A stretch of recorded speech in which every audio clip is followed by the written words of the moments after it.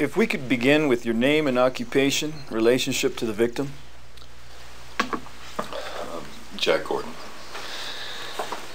I teach anthropology at the University of New Mexico. And Elk Moon's my wife. Can you describe the events of last night? Of course. Ann and I went to the casino hearing at 7:30. For my own part, I wasn't too keen on going. Anna's taken a fair amount of heat for moving off the Pueblo and marrying a white man. A lot of folks thought her opposition to the casino was actually backfiring, that any Indian who's had the success she's had doing her own type of non-traditional art had no right to beat the preservationist drum. I mean, she's accused of hypocrisy and much worse.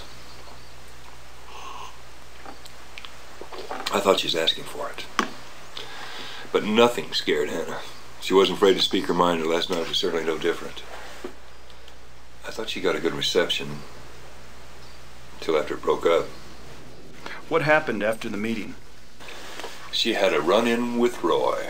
Roy? Roy Elk Moon, her ex-husband, and if I'm not mistaken, her murderer. What did he do exactly? We were in the parking lot. He snuck up out of the darkness, started ranting. Said Anna had hidden assets during the settlement hearing. He'd been trying to reopen the decree ever since the divorce.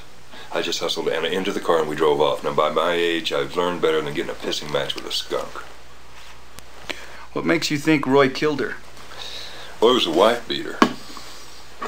He put Anna in the hospital once that I know of. Broke her right arm. Andy was desperate. Roy never could let go. And for the most part, Anna ignored it. I think that made him even crazier.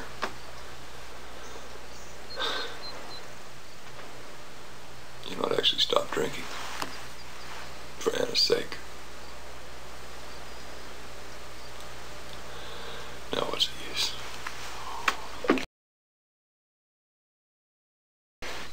You drove home after the meeting? We must have gotten home about 10:30. I went in the house to bed to watch TV, and I went out to work in the studio. She's been all gung-ho about this pot she's been cleaning for Astrid Ames. It's some super valuable piece that's being returned to the Pueblo. You know, for all I know, that's what they were after. Anyway, I must have fallen asleep. The next thing I know, I wake up and there's television static. It's 5 a.m. and Anna's not there. I went out to the studio. That's when I found her. Called the police.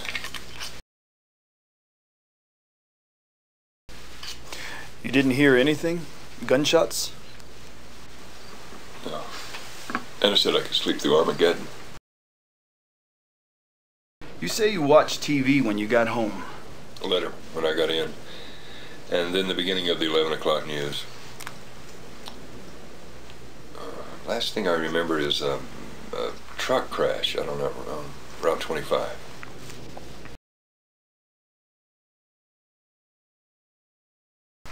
Is there anyone else you think might shed some light on all of this? And I'd been working with an anti-casino group, I forget the name. It was run by this young guy named Paul Balin. They'd been spending a lot of time together the last few weeks. You could ask him. He might have an idea or two. Oh. And McCourse. Who's McCourse? McCourse is this guy that Anna used for the garden. She caught him snorting coke on the job and fired him. Well, he harassed us for a while. Kept calling all hours of the night, claiming we owed him money. This was 4 months back.